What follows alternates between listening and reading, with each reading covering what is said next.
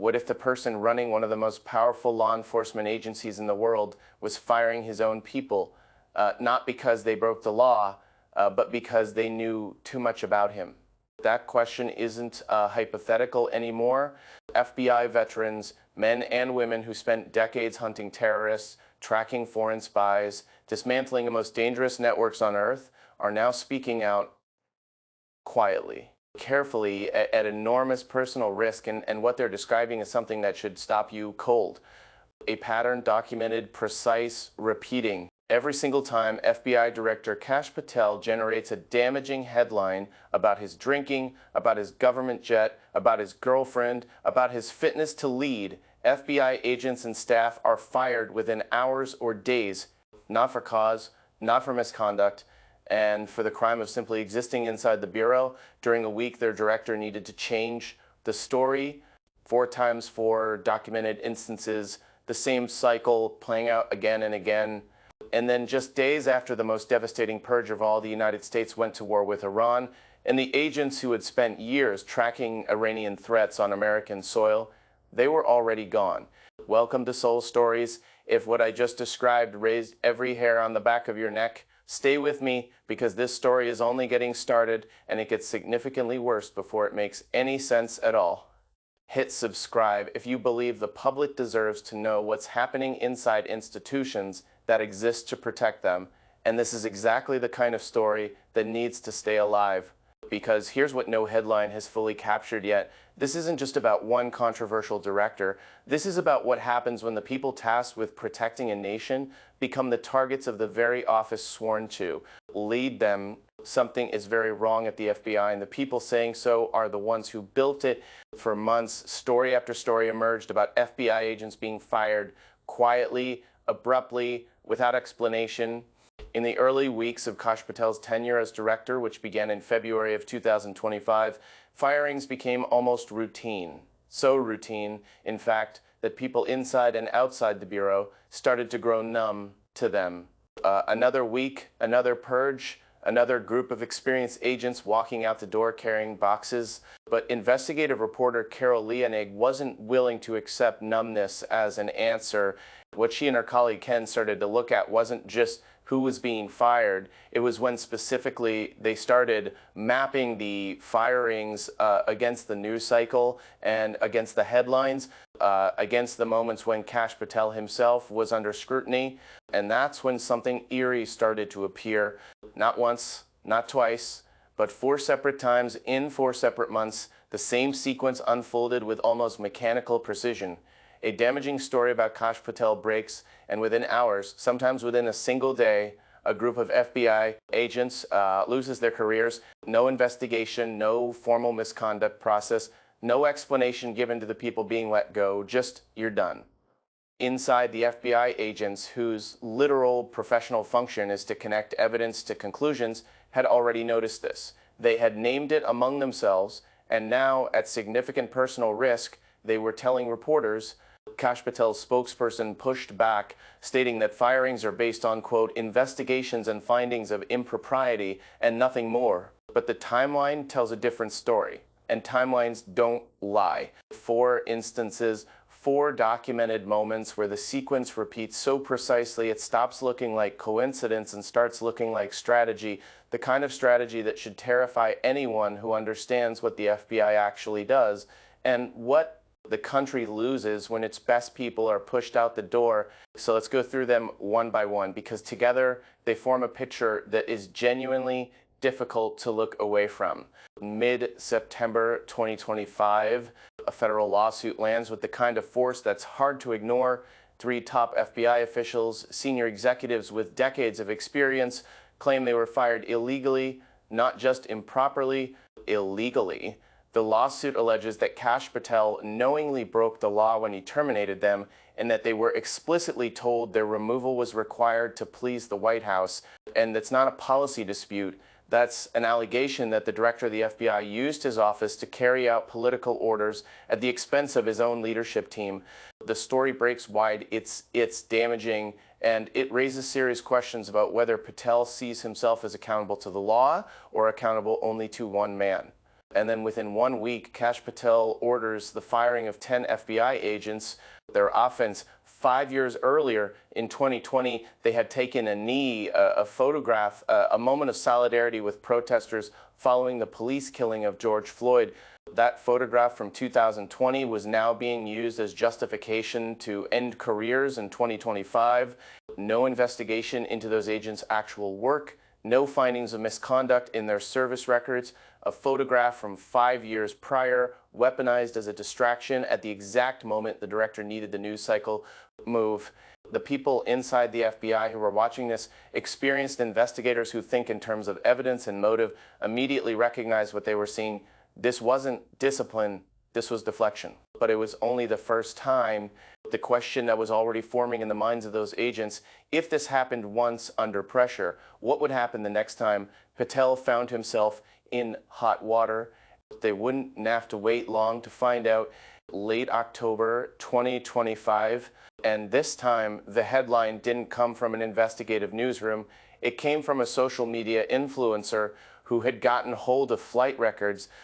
Those records showed something remarkable. Kash Patel, director of the FBI, had used the Bureau's government jet, a taxpayer-funded aircraft, to fly to Penn State University, not for a counterterrorism briefing, not for an active investigation, to watch his girlfriend sing the national anthem at an event, tens of thousands of dollars in taxpayer money for a personal errand, and the story exploded. And it was the kind of detail that cuts through political noise because it's just so nakedly inappropriate. The FBI director using federal resources like a personal car service. The day after that story broke, one day, Kash Patel fired Stephen Palmer. Stephen Palmer had been with the FBI for 27 years. 27 years. He had given nearly 3 decades of his life to the Bureau, building expertise, taking on cases, rising through the ranks. He led the critical incident response group, the very unit that oversees the FBI's jet fleet. In other words, Patel fired the man who managed the plane he had just abused. Think about the message it sends internally. Don't know too much about what your boss is doing. Don't be in a position where your job makes you a witness. 27 years of service gone one day after a story broke that made Patel look bad. Inside the FBI, people were now no longer calling this a coincidence. They were calling it a pattern, and they were starting to ask something much darker. If this is what he does to protect himself from a story about a jet trip, what would he do when the stakes got higher? The answer came in January 22nd, 2026. 2 things happened almost simultaneously, and the collision between them matters enormously. The New York Times published a deeply reported account from current and former FBI employees. The portrait they painted of Kash Patel was devastating, an unserious leader. They said a man who had demoralized and weakened the Bureau. Not a fringe opinion. This was coming from people still inside the building, still doing the work, speaking on the record about what they were watching happen to an institution they had given their careers to. On that same day, Jack Smith testified that he had accumulated substantial evidence to convict Donald Trump and was certain he could have done so if circumstances had been different. 2 separate headlines, both hitting hard, both directly threatening Kash Patel's standing and the political narrative he was helping protect. Within 24 hours, Patel fired 6 agents from the FBI's Miami field office, along with them a handful of senior agents who had worked on the Mar-a-Lago classified documents investigation. The people who had spent months building the case and examining Trump's handling of classified records, gone, and not for cause, not for misconduct, for the apparent crime of having done their jobs on a case that was now politically inconvenient. The pattern was no longer subtle. 3 times in 4 months, 3 damaging headlines, 3 waves of firings in the immediate aftermath. The agents inside the FBI watching this weren't speculating anymore. They were documenting. But what came next wasn't just more of the same. What came next was the moment this stopped being a story about a controversial director protecting his image and became something with consequences for the entire country. Because the 4th instance didn't just cost people their jobs, it may have cost America something it can't get back. February 2026, a video surfaces. It's not leaked from a classified source. It's not the result of months of investigative reporting. It's just there Out in the open, Kash Patel, director of the FBI, in the locker room of the U.S. men's hockey team at the Milan Olympics, guzzling beer, spraying it over the players, laughing. He got there on the FBI's government jet, a trip that, by conservative estimate, cost American taxpayers at least $100,000. The optics are staggering. The director of the FBI, the agency responsible for counterterrorism, counterintelligence, public corruption, and some of the most sensitive national security work in the world, partying at the Olympics on the public dime while his agents are being quietly pushed out the door back home. But the video is only one part of what emerges that week. Almost simultaneously, a whistleblower comes forward with something far more serious. This whistleblower alleges that Patel's confusing orders and personal jet trips had direct operational consequences. Specifically, an elite FBI evidence team had been delayed, prevented from reaching the scene of a mass shooting at Brown University in December because of Patel's use of the director's jet. A mass shooting, an evidence team grounded because the director had the plane February 24th, the day after the hockey locker room video goes public. The whistleblower account drops. February 25th, Kash Patel fires more than 10 FBI agents and support staff, and this time the targets are specific. This time it's CI-12. That name matters. CI-12 is the FBI's elite counterintelligence unit dedicated to tracking Iranian threats on American soil. These were the agents who had spent years monitoring Iranian retaliation plots after the killing of General Soleimani. The agents tracking Iranian sleeper cells, the agents with deep, irreplaceable expertise in one of the most dangerous foreign threats the United States faces, and they were fired. And days later, the United States launched Operation Epic Fury and went to war with Iran. Let that land for a moment. The FBI's specialized unit dedicated to tracking Iranian threats was dismantled, and within days, the United States was in an active military conflict with Iran. This isn't a hypothetical about what could go wrong when experienced agents are purged for the wrong reasons. This is what happened in real time with real consequences. The FBI Agents Association had issued a statement in the aftermath of Patel's firings. They were direct. They said, and these are their words, that the actions taken weaken the Bureau by stripping away critical expertise and destabilizing the workforce, undermining trust in leadership, and jeopardizing the Bureau's ability to meet its mission, ultimately putting the nation at greater risk. That wasn't a prediction. That was a warning, and it came true before the statement was even 2 weeks old. Think about what it means to go to war with Iran without your Iran experts. Think about what it means to launch a military operation codenamed Operation Epic Fury without the counterintelligence unit that had spent years mapping Iranian networks, tracking Iranian operatives, understanding Iranian intent on American soil. The agents who had that knowledge are gone. They didn't retire. They were not reassigned. They were fired in the days after a video of their director spraying beer in a hockey locker room went viral. And inside the Bureau, sources tell reporters that the CI-12 agents were specifically selected for termination, not just because of the news cycle, but because of their involvement in the Mar-a-Lago documents probe. Two motives layered on top of each other, distraction and political protection, combined into a single firing order. The result, a nation at war with Iran, missing the very people who understood that threat most deeply. And still the firings haven't stopped because the pattern hasn't stopped. Here's what makes this story different from a typical political controversy. The people raising these alarms are not partisan operatives. They're not political commentators with an agenda. They are FBI agents and staff career professionals whose job every single day is to gather evidence, establish facts, connect dots, and reach conclusions based on what the record actually shows. These are people trained to recognize patterns, trained to distinguish coincidence from design, and they are now at significant personal risk, telling reporters that what they are watching inside the FBI is neither random nor accidental. So that matters enormously because it's easy to dismiss criticism from political opponents. It is much harder to dismiss the assessment of trained investigators who are staking their careers and potentially their safety on what they're choosing to say. Carol Leonig, whose reporting has been central to documenting this pattern, described the dynamic clearly. Inside the FBI, she reported, staff and agents have been tracking this pattern and growing increasingly concerned that Kash Patel is jeopardizing the FBI's mission as a direct byproduct of trying to eliminate his bad press and protect his standing with the White House. That's the assessment of people inside the building, people who still show up every day to do the work, people who are watching what is happening to their institution and choosing, despite the danger, to speak. And the pattern they describe is consistent enough and precise enough that it forms an undeniable argument. 1 could be coincidence, 2 is an unlikely pattern, 3 is a practice, 4 is something else entirely. If you're finding this as important as I am, this is a good moment to share this with someone who needs to hear it. These stories stay alive because people refuse to let them disappear.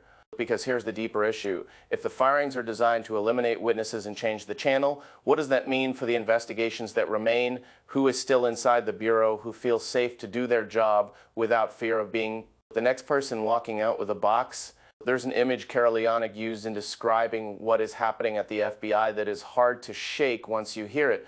A crater, not a wound, not damage you can easily assess by looking at the surface. A crater, something deep, something hollowed out, something that looks deceptively contained from the outside, while the actual destruction beneath is vast and structural. That's what she says is happening. And the problem with the crater is that you don't understand its depth until you're already inside it. Consider what has been lost in these 4 waves of firings alone. A 27-year veteran who led a critical incident response unit, senior agents from the Miami field office with deep institutional knowledge of the major classified documents investigation, the core of an elite counterintelligence unit dedicated specifically to the Iranian threat. And throughout all of it, agents fired for decade-old photographs, for overseeing a plane their director misused, for having done their jobs on cases that became politically inconvenient. The institutional knowledge that walks out the door with each of those people doesn't get replaced with a new hire. It takes years to build, sometimes decades, and the relationships, the sources, the understood history of active threats and dormant cases, gone. And what remains? A bureau reshaped around the needs of a director who, by the account of the people inside it, treats firing as a first response to personal embarrassment rather than a last resort after genuine misconduct. The lawsuit filed by former officials alleges something that makes this even more explicit. Those officials say they were told directly, not implied, told that their removal was required to please the White House. That is the claim in the lawsuit. Political removal, institutional protection dressed up as cause, and those lawsuits appear to have some measure of legal standing. Firing without cause is improper. Courts may ultimately intervene, but no court ruling restores what was lost while the legal process grinds forward. No injunction brings back the CI-12 agents in time for a war that's already started. The crater keeps getting deeper, and most people have no idea how far down it goes. Let's be precise about what this is. This is not a story about political disagreements over how the FBI should be run. It is not a story about management philosophy or ideological differences. It is a documented pattern, 4 instances, cross-referenced with timelines confirmed by internal FBI sources speaking at personal risk, showing that the director of the FBI has repeatedly used mass firings of experienced agents as a tool to manage his own news cycle. That is what the evidence shows. And the consequences of that pattern are no longer theoretical, they are operational. The FBI's Iran counterintelligence unit was dismantled in the final days before the United States went to war with Iran. The people who built and maintained America's institutional understanding of that specific threat were fired. And the stated reason, in the view of FBI insiders, had more to do with a viral beer video and political self-preservation than it did with any legitimate finding of misconduct. The FBI Agents Association said it plainly, these actions weaken the Bureau, they strip away critical expertise, they destabilize the workforce, they undermine trust in leadership, and they jeopardize the Bureau's ability to meet its mission, ultimately putting the nation at greater risk. Not a political organization, not a partisan think tank, the association that represents the agents, saying in plain language that what is happening inside the FBI is making America less safe. The people speaking to journalists right now are doing so at enormous personal risk. They are not whistleblowing for attention. They are whistleblowing because they believe the American public has a right to know what is being done to the institution built to protect them. This is what institutional collapse looks like from the inside, not a dramatic implosion that makes the front page in a single moment, a slow, methodical hollowing out. Each wave of firings deepening the crater. Each purge replacing experience with silence and fear. The story isn't over. The pattern shows no sign of stopping, and the agents who remain are watching, waiting, and some of them still choosing to speak. Thank you for spending this time with us here at Soul Stories. If this story matters to you, if you believe that the truth about what's happening inside American institutions deserves to stay visible, subscribe, share this, and keep paying attention, because the people still inside that building are counting on the fact that someone out there is listening. Stay with us. There is much more to come.